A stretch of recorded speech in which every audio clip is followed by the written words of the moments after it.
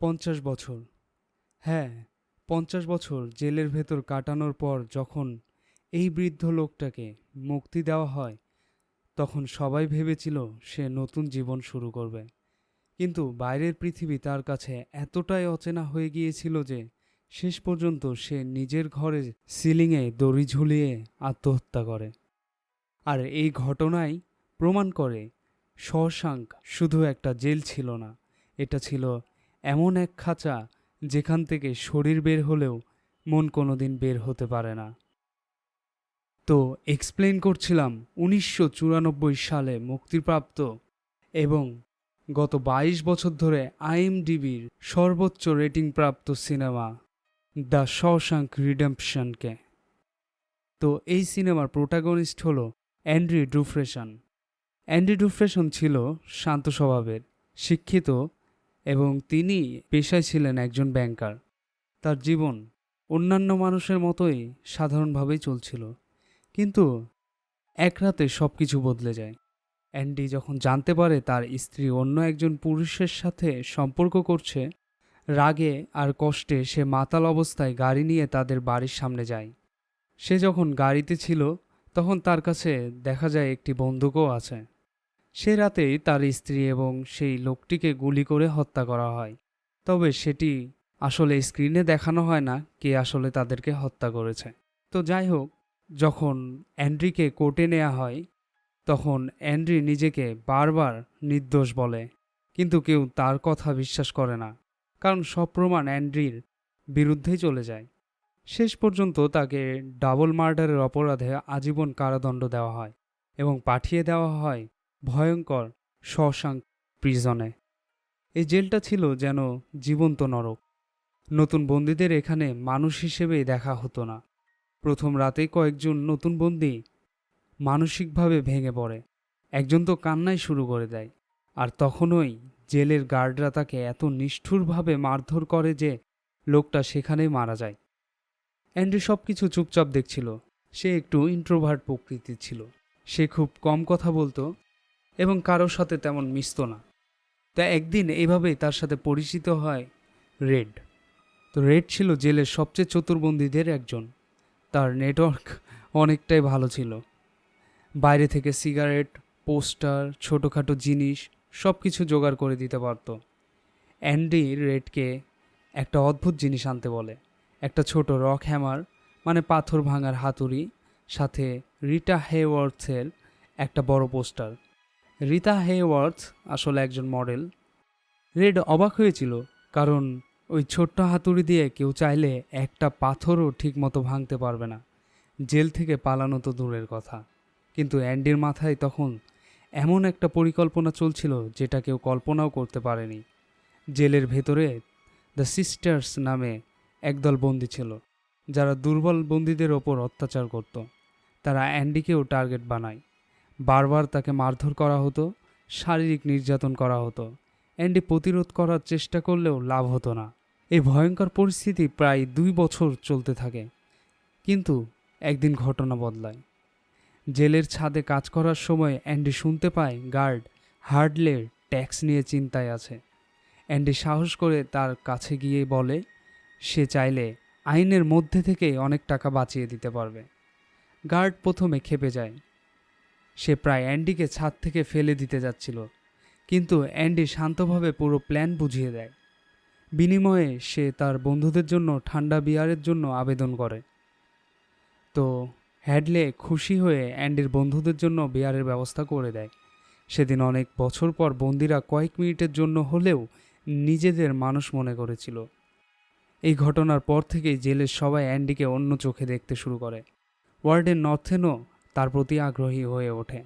নর্থেন বাইরে থেকে ধর্মভীরু, সৎ মানুষ সেজে থাকলেও ভেতরে ছিল ভীষণ দুর্নীতিবাজ।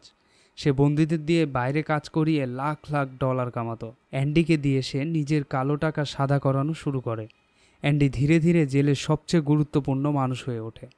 গার্ডদের ট্যাক্স, কাগজপত্র, ব্যাংকিং সব কিছু সে সামলাতে থাকে। কিন্তু এত ক্ষমতা পাওয়ার পরও অ্যান্ডির একটা জিনিস কখনো বদলায়নি, তার মুক্তির আশা।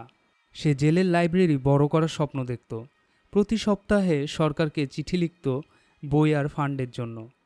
প্রথমে কেউ পাত্তা দেয়নি, কিন্তু বছরের পর বছর চিঠি পাঠানোর পর একদিন সত্যি বই আর টাকা আসে। অ্যান্ডি পুরো লাইব্রেরিটাকেই বদলে ফেলে। অনেক বন্দী সেখানে পড়াশোনা শুরু করে। জেলের অন্ধকারের মধ্যে ওই লাইব্রেরিটাই যেন একটু আলোর পথ ছিল। তারপরে এখানে সিন চেঞ্জ হয় এবং ব্রুকসের ঘটনা আসে। ব্রুকস ছিল বৃদ্ধ লাইব্রেরিয়ান যে প্রায় 50 বছর জেলে কাটিয়েছে। একদিন তার মুক্তির আদেশ আসে, কিন্তু সে খুশি হওয়ার বদলে ভয় পেয়ে যায়, কারণ জেলই ছিল তার পুরো পৃথিবী। বাইরের পৃথিবীকে সে আর চিনত না। মুক্তি পাওয়ার পর সে ছোট একটা দোকানে কাজ নেয়, কিন্তু চারপাশে দ্রুত জীবন, গাড়ি, মানুষ সবকিছুই তার কাছে অচেনা লাগতে থাকে। সে একা হয়ে যায়।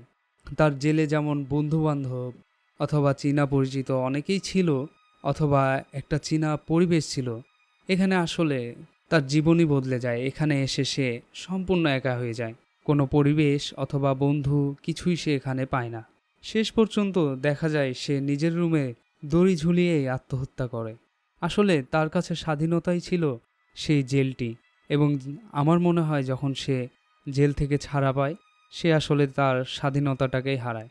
আসলে স্বাধীনতা বিভিন্ন মানুষের কাছে বিভিন্ন রকম। তো যাই হোক, এই ঘটনাটা অ্যান্ডি আর রেডকে ভেতর থেকে নাড়া দেয়। রেড তখন বুঝতে পারে এই জেল মানুষকে এতটাই বদলে দেয় যে একসময় স্বাধীনতাকে ভয় লাগতে শুরু করে। এর কিছুদিন পর জেলে নতুন বন্দি টমি আসে। সে হাসি খুশি বোকাশোকা ধরনের ছেলে ছিল। একদিন গল্প করতে করতে টমি বলে সে আগে অন্য এক জেলে একজন খুনির সাথে ছিল, যে নাকি মজা করে বলেছিল সে একজন মহিলা আর একজন প্রেমিককে মেরেছে, কিন্তু দোষ গেছে এক ব্যাংকারের ঘাড়ে। অ্যান্ডি মুহূর্তেই বুঝে যায় সে সত্যি নির্দোষ এবং কে আসলে দোষী। বহু বছর পর প্রথমবার তার মনে মুক্তির আশা জাগে। সে ওয়ার্ডেনকে সব জানায়, কিন্তু নর্থন ওয়ার্ডেন জানতো অ্যান্ডি বাইরে চলে গেলে তার সব দুর্নীতি ফাঁস হয়ে যাবে।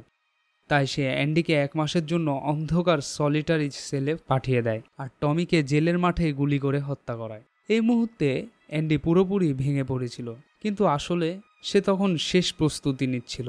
20 বছর ধরে প্রতিদিন রাতে নিজের সেলের দেয়াল একটু একটু করে খুঁড়ছিল সে, আর সেই গর্ত লুকানোর জন্যই ব্যবহার করছিল সিনেমার পোস্টার।